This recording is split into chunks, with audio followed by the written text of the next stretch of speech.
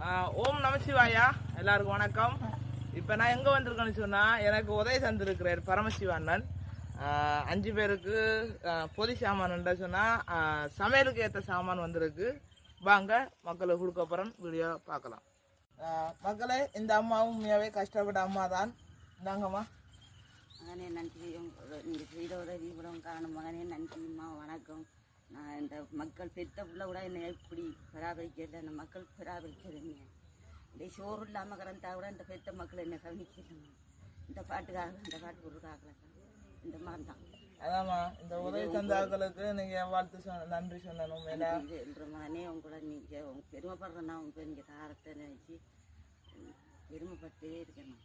இந்த உதவி எனக்கு மலேசியால இருந்து பரமசிவம் அண்ணா அவங்களோட குடும்பத்தால சார்பா தந்த ஒரு உதவி. இது மட்டும் இல்ல, இதே மாதிரி கஷ்டப்படாக்களுக்கு 5 பேருக்கு உதவி செய்யப்படுறேன்.